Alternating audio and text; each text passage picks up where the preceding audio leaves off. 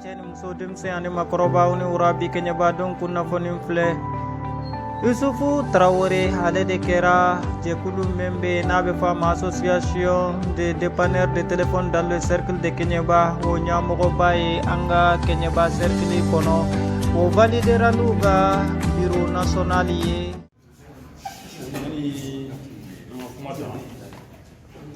An bɛ bɛɛ lajɛlen fo ni ye silamɛ fo ye assalamu alaikum ka Keɲeba bɛɛ lajɛlen fo surtout téléphone dalaw aw ni ce bonya la Keɲebakaw vraiment a bɛ mɔgɔw jatigi bɔ quoi an ye bonya ye bonya min diyara an ye. Balabugu musow ye ɲɔgɔn kunbɛn dɔ boloda bi an ka Balabugu kɔnɔna la ka se k'u ka dɛmɛ k'o yira Alliance Adema RPM na ani hami min b'u la u ka quartier ka développement kɔnɔna la ka se k'o fana yira olu la.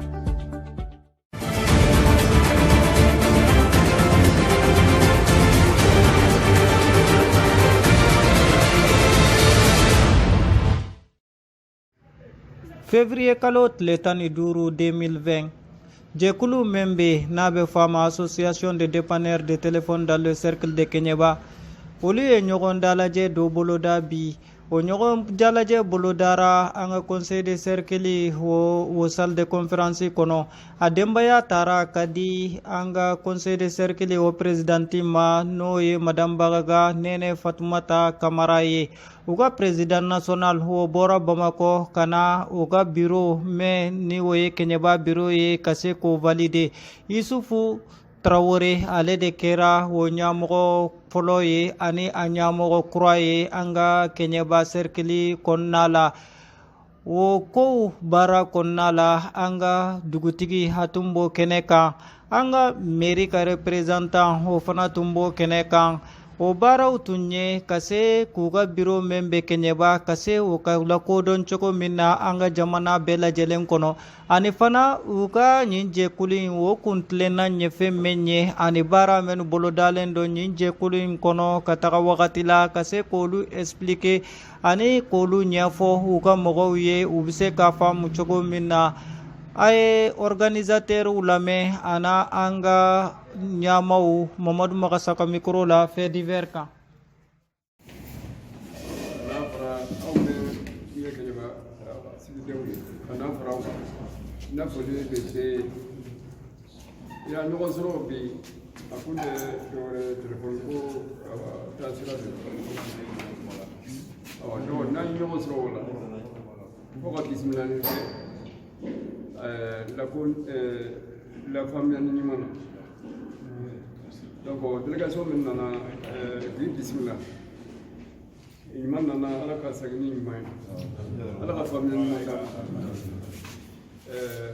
o de don ni jama bɛ se ka hakɛ kɛ je vous remercie. Président i ni sɔgɔma i bɛ se k'i tɔgɔ ni jamu fɔ an ɲɛna. Ok, ne ye Yusufu Traoré Keɲeba association des moyens de dépanneurs de téléphone président. Monsieur Traoré an ɲɛ b'a la bi k'a fɔ ko e de kɛra Keɲeba dépanneur ka association ɲɛmɔgɔ ye yala o projet b'i bolo bi ka se ka nin ko in a bɛ se ka sira sɔrɔ cogo min na kosɛbɛ an ka Keɲeba cercle kɔnɔ wa. Ok, donc i n'a fɔ y'a fɔ cogo min na Magasa n bɛ foli kɛ fɔlɔ laɲiniw b'an na fɛn caman caman b'an bolo minnu bolodalen don baara in kɔnɔ yɛrɛ la a bɛ se ka na ni développement ye Keɲeba yɛrɛ ma cogo min na parce que a dabɔlen tɛ Keɲeba dɔrɔn kama Keɲeba dafɛdugu bi an nimisi wasara kosɛbɛ parce que Keɲeba dafɛdugu tilan bɛɛ tun bɛ yan donc au moins cercle kɔnɔ n'i sera ka cercle 7 cercle 8 sɔrɔ ka arrondissement sɔrɔ ka fara Keɲeba yɛrɛ kan donc o ye belebeleba ye quoi an kɔni bɛ baara la wa baara bɛ yen halisa baara caman bɛ yen formation bɛ yen fɛn caman bɛ yen. N balimacɛ an b'a dɔn k'a fɔ ko ni an ka Keɲeba cercle jateminɛ an bɛ min jamana de la mais denmisɛnnin caman bɛ yen a b'a fɔ n bɛ taa min de la yala aw ka nin association in yala a b'aw hakili la ka se ka Keɲeba denmisɛnninw fana la kalan téléphone dilan na pour que baara bɛ se emploi bɛ se ka créer cogo min na. Ok, i ka ɲininkali diyara n ye Magasa. Bon o projet b'an bolo parce que n'i y'a ye ko formation bɛ yen parce que mɔgɔ denmisɛnnin minnu bɛ yan n'u tɛ se ani minnu bɛ n'a kanu b'u la parce que baara bɛɛ y'i ka kanu ye quoi baara lankolon tɛ yen projet bɛ yen mais nin yan fana y'anw ka projet ye parce que anw y'a ye baara in kɔnɔ n'i y'a minɛ ni sɛbɛ i bɛ se ka fɛn bɛɛ k'a la baara lankolon tɛ yen maanifin lankolon de bɛ yen donc denmisɛnnin mɔgɔ o mɔgɔ n'i baara in kanu n'i ko k'i bɛna gɛrɛ an na an se ye min ye donc comme an bɛ fɛ ka centre dɔ kan ka créer yan nɔ mais a ma baaraw ma bila sen kan fɔlɔ o ni kuma fɔlen don Bamakɔ donc n'o sigira ni mɔgɔ o mɔgɔ mago b'a la an b'i former n'o formé la donc maintenant carte bɛ d'i ma k'i labɛn k'i bila ka taa se ka kɛ i bɛ taa sigida min na i ka se ka olu nafa. An b'a dɔn komi i y'a fɔ ko arrondissement ko n b'a fɛ ka kuma commune ko de kan yala aw ka nin association an b'a dɔn baara la de mais i sera commune o commune na bi i b'a sɔrɔ téléphone b'a commune bɛɛ la yala a b'aw kɔnɔ aw ka formation minnu bɛ nalen ka se ka weleli bila 12 communes hali n'a kɛra délégué kelen ye ka na ka se ka formation kɛ pour que aw ka association bɛ se ka gɛrɛ population na cogo min na. Ok o fɛnɛ o b'an ka projet la parce que mɔgɔ minnu nana sɔgɔmada in na déjà an ye mɔgɔ 7 sɔrɔ commune ninnu 7 sɔrɔ la mɔgɔ 7 sɔrɔ donc a tɔ man ca bilen mais a bɛɛ lajɛlen mɔgɔ mɔgɔ bɛ na ni réunion bɛ yen an bɛ réunion fɔ ni formation fana bɛ kɛ an b'olu de former fɛnɛ pour que u ka se ka sigida nafa an ka laɲini ye ka dugu nafa. Yala welelikan b'i bolo ka ɲɛsin commune tɔ denmisɛnnin ninnu ma pour que u fana bɛ se k'u mako don a la wa. Voilà bon welelikan min bɛ ne bolo o ye bɛɛ lajɛlen an ka jɛ k'an bolo di ɲɔgɔn ma n'i ye baara in kanu kɔni i cɛsiri donc i bɛ se ka nafa se dugu ma don dɔ la i k'a ɲɛɲini fɛnɛ i k'a ɲɛdɔn baara ye i k'a ɲɛɲini k'a ɲɛdɔn n'i y'a ɲɛɲini k'a ɲɛdɔn donc i bɛ se ka dugu nafa. Yala o juman ci kan juman bi ma ka ɲɛsin aw ka client ma bi minnu bɛ na la téléphone dilan na aw ka yɔrɔw la pour que bɛn bɛ se ka sabati aw ni ɲɔgɔn cɛ cogo min na. Voilà bon client kɔni anw bɛ yan client de kama parce que n'i y'a min ɲɔgɔn dilanlikɛla tɛ client de bɛ yen donc client kɔni an mago b'u ka faamuya cogo ɲuman na parce que anw kɔni bɛ yan olu de kama ni téléphone tiɲɛna i mana min i b'a bɔ yan ka coup d'état fo Bamakɔ donc ni mago bɛ yan nɔ minnu spécialisé don min b'a dɔn min formé don donc a sigi kun ye de ko ye n b'a ɲini u fɛ u k'an faamuya an ka ɲɔgɔn faamuya bɛn kɔnɔ dan amiya. Merci beaucoup monsieur le président. I ni sɔgɔma. N ba ni sɔgɔma. I bɛ se k'i tɔgɔ ni jamu fɔ an ɲɛna. Ne tɔgɔ Burahima Keyita. Monsieur Keyita an ɲɛ b'a la bi k'a fɔ ko aw bɔra Bamakɔ ka na an ka Kɛɲɛba yan pour que ka na aw ka bureau k'o sigi Kɛɲɛba kɔnɔ. Yala o mun y'aw motivé bi aw téléphone dilannaw pour que ka bureau kɛ aw ka téléphone dilannaw ka association dilan mun y'aw motivé. Ok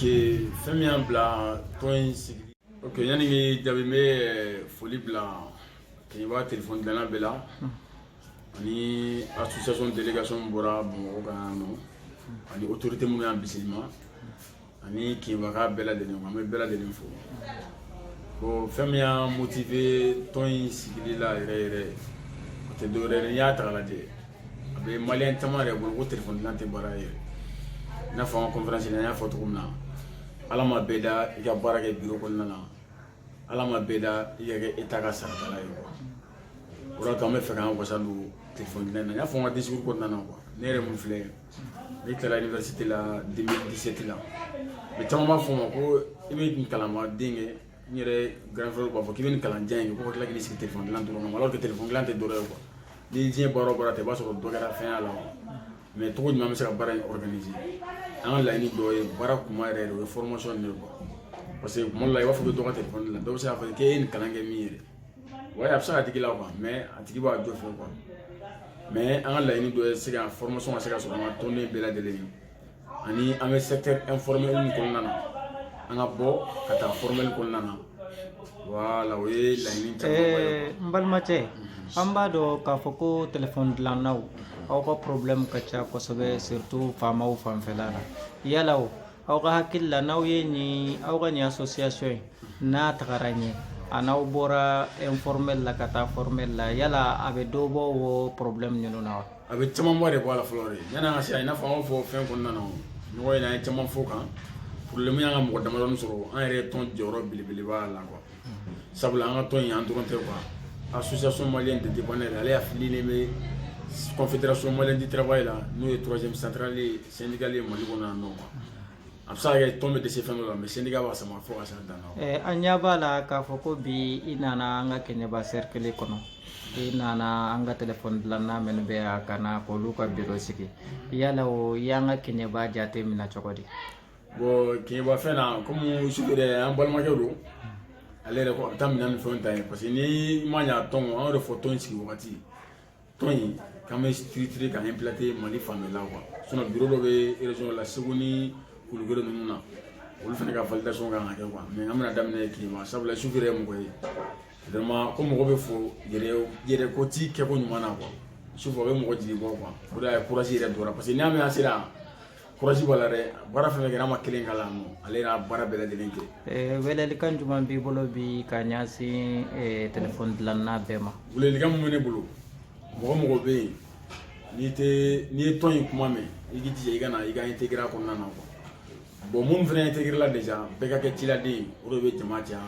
barika b'o de la quoi sabula kɔnɔkulu jɛlen o de bɛ bi fɔ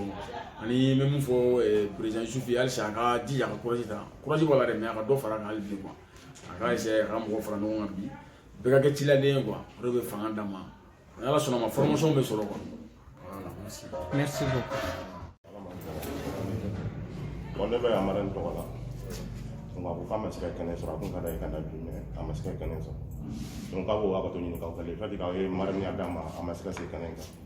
donc a b'o hakɛto ɲini k'aw fɛ quoi donc an filɛ kɛnɛ min kan bi je crois que kɛnɛ nafamanba de don parce que a bɛ kɛ sababu ye aw téléphone dilanna ninnu aw bɛ ɲɔgɔn dɔn parce que même mun bɛ kɛnɛ ma sisan dɔw b'a la k'a fɔ ɲɔgɔn ye ko dɔ ko k'a tɛ dɔ dɔn quoi donc nin kɛnɛ min kɛ sababu ye aw bɛ se ka ɲɔgɔn dɔn a bɛ se ka kɛ sababu ye fana a b'a ka dɔnniyaw fara ɲɔgɔn na parce que téléphone dilan de don dɔ bɛ dɔ t'o dɔn quoi donc vraiment kɛnɛ in nafa ka bon délégation bɔra Bamakɔ ka na vraiment n bɛ foli d'u ma je vous remercie. N ka silamɛya ni sɔgɔma an sira hɛrɛ la Ala ka tile hɛrɛ d'an ma Ala ka an ka jamana yiriwa Ala ka an ka commune taa ɲɛfɛ ne tɔgɔ Birima Sega Keyita n ye conseiller communal ye Keɲeba mairie la n bɛ yan kɛnɛ in ka sɔgɔmada in na ka na an ka maire Musa Kamara n bɛ y'ale tɔgɔya la donc vraiment kuma la fɔlɔ o tilara kuma bɛɛ lajɛlen na ne nisɔndiyalenba de bɛ yan sɔgɔmada in na an tɛna fɛn wɛrɛ fɔ ka fara olu ta kan nka an bɛ foli kɛ foli fɔlɔfɔlɔ an b'o di an ka dugutigi ma sabula n'i y'a mɛn an bɛ kɛnɛ in kan bi Ala ni olu sababu ɲuman donc an b'u fo kosɛbɛ o tɛmɛnen kɔfɛ marraine la présidente an bɛ foli d'a ma à travers a ka représentant min bɛ yan sabula bɛɛ lajɛlen tɛ sɔn ka i kun don nin fɛn sugu kɔrɔ n'i y'a ye a y'a kɛ a ta n'a bolo fila ye o b'a yira k'a fɔ denmisɛnninw ka ko hamiya de b'a la u ka ɲɛtaga hamiya de b'a la dugu hamiya de b'a la donc vraiment an b'a fɔ o la dan tɛ foli min na o tɛmɛnen kɔfɛ komi aw yɛrɛ ye jeunesse ye jeunesse ka représentant bɛ yan an b'a fɔ sabula fɛn a bɛɛ bɛ ka tourner jeunesse de kɔnɔna la fɛn o fɛn ko n'i bɛ don a la i ka don a la k'a sɔrɔ i bɛ jeunesse kɔnɔna la i kɛra balontanna ye o i kɛra téléphone dilanna i kɛra réparateur ye o nin bɛɛ lajɛlen an bɛɛ bɛ ɲɔgɔn sɔrɔ fɛn kelen min na o ye jeunesse ye donc jeunesse an b'u fo dan tɛ foli min na o tɛmɛnen kɔfɛ ayiwa délégation min bɔra Bamakɔ u sen ta ka na an sɔrɔ Keɲeba yan an b'u fo vraiment k'u ni taama Ala ka fɔ ye ko k'u bisimila donc aw fɛn fɛn bɛ yan n'aw ye kɛnɛ sɔrɔ sɔgɔmada in na min bɔra yɔrɔ min na an bɛ bɛɛ lajɛlen fo nin kɛnɛ in nin ye kɛnɛ nafamaba de ye vraiment anw nisɔndiyalen don an tɛ se k'a fɔ ka se a dan na parce que nin bɛ commune hakili sigi nin ye commune yɛrɛ hamina dɔ de parce que n'i y'a jateminɛ bi kɛlɛ min b'an ka commune kɔnɔ yan Keɲeba yan principalement o ye baarako kɛlɛ de bɛɛ bɛ wuli n tɛ baara la n tɛ baara la a ye n don baara la président y'a fɔ a ka discours kɔnɔna la baara bɛɛ tɛ se ka kɛ biro kɔnɔ baara ye Ala ma bɛɛ da biro kɔnɔ baara kama baara lankolon yɛrɛ fɛnɛ tɛ yen nɔ donc baara o baara n'i y'i sɛbɛ don a ma i bɛ se ka nɔ bɔ a la ale yɛrɛ min filɛ nin ye maîtrise de b'a bolo en droit international donc o b'a yira k'a fɔ ko baara lankolon tɛ yen k'a fɔ n ye nin fɛnɛ kalan kɛ diyagoya fo n ka nin baara de sɔrɔ bon vraiment ni i ko k'i bɛ o ɲini a caman caman i bɛ mɛn chômage la i bɛ sɛgɛn mais mɔgɔ min to dɔ la fo ka dɔ la sɔrɔ vraiment ne kɔni bɛ aw fo aw ka nin initiative la ni bɛɛ lajɛlen nin hakilina sɔrɔ a ka ca Ala fɛ dɔ bɛ bɔ an ka gɛlɛya la parce que hamina min bɛ mansaw la bi denw tɛ baara la kenyebaya ambe hakili be bara mena wode min bara projet bara bedi saka projet bara so niya e bande o jalendo mo egrilo kelew jalendo parce que dem tinu defena mais ni be ba dola krefe bo aka chala fe abe dobo ko puntankela ko gono o bu ni hakili naso vraiment amba fo da te fo lemi kala ga fawye on meri la kaw mer to yala amba ba disposition discours anya famia o mana fait mais ngano formation c'est très normal et c'est très important c'est votre droit le plus absolu amon ba fawye na ka fo meri ba ko bilala meri ya ambela jelen tade o ko hakabe meri o ko hakabe donc mer to yala amba ko bilala ni ala sonna ni awsira amma wati o wati an se bini de bela blasradila a nyesi awma en tout cas amboke ni association vraiment ambe do ke ala ka tanya fe ala ka lanyinu sabati ala ka ambe kelema anga commune ala ka yirwa anga jamana ala ka basi kira bonye ko so do barka kama sallallahu alaihi wasallam neto Musa Sanga Keta jeunesse vice président o tiens là ni kene ya sigili ya jara on yo kosobe parce que mujala mer da serama mo chaman da serama kuma ko na nimbe do on ga barala nimbe ba de na banga barala on be kelo kala du kono bi o dem sunu ga bara ko de na ba ja ke mo kunu sufe ni bi réseaux sociaux santé an kelo no ko wele bla be makanga bo kambe ka kele kala ngani songa ira dem sunu ga bara ko la bo vraiment na fara ko ni je kuni ni fara nyonga kasi ka i bolo di nyogoma ka jukuru sigi ka yira vraiment ulu be bara mina fa bara fala ndam bete comme c'est le mera ko jomi projet bara bete biro kono bara e kuma ina me mi fo bara langolo de mo langolo de be donc vraiment ne ba udigi awa bara awa mina usebela awa to mina sigira fara awa to awa mina usebela on koni bien naw tigi naw ma ko sera fem fem awa fa amba ko su amba ko tle e president wala e nyere to wala donc an koni be an ga dɛmɛ ba mo su an ga dɛmɛ ba mo tigɛ même a ko formation ko la n'a ye ni location yɔrɔ la aw sama an bɛ fara an b'a bɛɛ kɛ jɛkuluba kɛlɛ tiɲɛ la nin ye doni ba de bolo ye anw kun parce que n'a ye san nin min filɛ nin san nin mɛna aw ka nin min filɛ nin san aw ka jɛkulu ni nin bɛɛ sera k'a tile da yɛlɛ a yɛrɛ san a bɛ baden de bɛ taux de chômage la an ko le taux de chômage kɛɲɛba a ye levelenba de don monsieur le maire biya baarako gɛlɛyaba de bɛ dugu in kɔnɔ a bɛ kɛɲɛba jamana in kɔnɔ yɛrɛ surtout n'i y'a lajɛ ni den ka joli b'an bolo naani n'an ti baara la vraiment c'est déplorant vraiment ne kɔni bɛ se ka min fɔ et je vous souhaite bon vent et je vous souhaite je vous dis encore du courage aw kana décourager il faut multiplier de aw réunion multiplier parce que n'aw ye aw ma minɛ aw bolo fila la n'aw banna ka réunion kɛ dɔrɔn aw bɛ sara donc ni ne dun bureau min filɛ nin ye ni ne b'aw kun kan kuma fɔ yɔrɔ bɛɛ kɛlɛba cercle kɔnɔ a yɔrɔ bɛɛ déjà bureau national b'a bolo ka ban aw kun kan ko k'a fɔ Mali kɔnɔ k'a lase a fɔ ka di vraiment ne bɛ min fɔ aw ye du courage et bon vent et je vous remercie. Merci.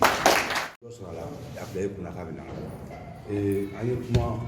kuma caman mɛn yan ne tɛna foyi fɔ min ma fɔ mɛ kuma dɔ bɛ yen n bɛna sɔn ci la i b'a fɔ CMTM cɛ bɔra kuma dɔ fɔ sisan ko ka baara kɛ ni reçu ye ne yɛrɛ ne évolué la o de kɔnɔ an bɛ baara kɛ ni reçu ye baara bɛ kɛ ni reçu ye cogo di kuma fɔra peut-être mɔgɔ caman y'a faamu dɔw m'a faamu baara kɛ ni reçu ye cogo di reçu san ninnu bɛna reçu bila ka yanni o ka na reçu dɔ san a bɛ feere sugu la 150 reçu san côté fila de don côté kelen na client tɔgɔ sɛbɛn a la téléphone marque min don marque in sɛbɛn a la a nana défaut jumɛn na o défaut sɛbɛn a la kelen bɛ t'i bolo kelen d'a ma a bɛ se ka to so ni téléphone banna a ye reçu di mɔgɔ ma ka na wari min b'a la aw bɛn n'o kan i y'a faamu téléphone tɛ se ka na ka na d'e ma ko a kun tɛ mɛnɛ i y'a faamu i ye baara kɛ téléphone nana ka na mɛnɛ a tigi kan to a mɛnɛna mɛ réseau t'a la i ye reçu nafa dɔ de yan mun sɛbɛnna kan no on an bɛ a ta o ye anglais an b'a ta o la parce que très généralement les trucs informatiques là caman bɛɛ bɛ na anglais de la quoi donc ni i ye reçu sɛbɛn ka di ɲɔgɔn n'a fɔra k'a tɛmɛnɛ tu écris sur le reçu no on a tigi k'a tɛmɛnɛ a danna yen bref donc ni téléphone bɛ na ka ban défaut wɛrɛ mun yera a la a caman na an ni client ma ɲɔgɔn sɔrɔ n'a cogo de la quoi an ka téléphone yan'a bɛ tiɲɛ fɛn kɔni kun t'a la mais a nana n'a salen ka d'i ma i y'a minɛ i ye fɛn dɔ bɔ a kɔnɔ donc cɛ ye kuma min fɔ ko n'u bɛ se k'an dɛmɛ ni o n'a ɲɔgɔnna problème wulila donc u bɛ se k'an dɛmɛ o cogo la parce que fɔlɔ la a taara papier fɔlɔ min o b'a bolo ko aw bɛnna a ko téléphone tɛ minɛ donc téléphone nana ka na minɛ a ko non k'a duguma micro man ɲi ko e de y'o bɔ a kɔnɔ yala est ce que o sɛbɛn n'o reçu na wa très bien donc i ni client an mana se ɲɔgɔn ma cogo o cogo quoi dis-toi que reçu in bɛ se k'i dɛmɛ i y'a faamu reçu mun don a ɲini ɲɔgɔn fɛ et puis n'a ye reçu utiliser daminɛ mɔgɔ si ka n'i ka source lafili reçu source o ye mun ye i ye paquet min san i y'a utiliser n'a banna ka n'a fili ko nin banna i bɛ se ka dɔ ka téléphone dilan a bɛ na téléphone minɛ bi a bɛ se du kɔnɔ peut-être voyage pressé bɛ n'a kan a bɛ se ka taga kalo kelen a bɛ segin na a b'a fɔ ko bon i ka reçu filɛ nin ye n ye n ka téléphone dilan fɛ nin date in na n'a taara a ma sɔn dɛ i y'a faamu donc ni source t'e bolo kun e bɛ se k'a fɔ k'i ka reçu tɛ wa donc reçu bɛ yen qualité bɛ yen i bɛ se ka reçu b'i yɛrɛ tɔgɔ la i ka baarakɛyɔrɔ tɔgɔ b'a la donc n'o reçu nana i bɛ se k'i cɛ o la mais sugu kɔnɔ reçu bɛɛ bɛ se k'i cɛ o la k'a fɔ n ta tɛ surtout ni baara mun kɛra a mɛnna quoi i bɛ se k'i cɛ olu la a y'a faamu donc a ye ɲininkali caman fɛn o fɛn kɛ o tɔ ninnu mɔgɔw ye caman fɔ la mais ne ye yɔrɔnin min faamuya n'a ka di bɛɛ k'o faamuya o ye reçu ko in de a y'a faamu ne yɛrɛ nana fɔlɔ ne tun bɛ reçu de di mɔgɔw ma client bɛ na ne t'i filɛ moi je travaille toujours derrière ne bɛ fɛn dɔ de bila ni client cɛ parce que ne bɛ concentration kɛ téléphone dilan ye concentration de i y'a faamu karisa bɛ se nin na karisa bɛ se ka tɛmɛ karisa kan kunkolo b'a la o ye kelen ani concentration b'a la ne bɛ n dogo pour que n ka baara ka kɛ n bɛ lafiya cogo min na donc n'i nana mɔgɔ bɛ ne ka réception na a b'i ka fɛn sɛbɛn ni téléphone ni mun donna i b'o de kɛ mais fɛn caman bɛ yen an ka ta ko dɔnbagaya quoi bon ma mɔgɔ wɛrɛ fɔ moi personnellement dɔnbagaya baara a ye ɲangata baden lase ne ma ɲangata baden bon peut-être il y a o mɔgɔw bɛ yan a delila ka se minnu ma i bɛ téléphone dɔ minɛ dɔ la ko non on se connaît donc n kɔrɔmuso dɔgɔnin den don i bɛ na n'o ɲɔgɔn dɔ ye o téléphone tɔgɔ i b'a fɔ k'a bɛ dayɛlɛ i bɛ taa dilan nin na accident dɔ bɛ na na a tigi b'a fɔ ah bon n'a ma ɲɛ k'a kɛra ten a tun bɛ cogo min na a to ten siɲɛ kelen quoi a ye kuma fɔ k'a nɔgɔya mais pourtant il a créé un problème donc mɔgɔ joli bɛ yan ko mun y'o ɲɔgɔn sɔrɔ dɔnbagaya baara ninnu ni ko ne reçu d'a tigi ma n'a ka taa minɛ reçu k'a la i y'a faamu voilà tout ce que moi j'ai à dire pour le moment o de ye nin quoi. tiɲɛ yɛrɛ yɛrɛ la an nimisi wasara ka na ye nin jama nin fɛnɛ bɛɛ bɔra yɔrɔ dɔ de la ka na yan k'a bɛɛ tɛ bɔ yɔrɔ kelen vraiment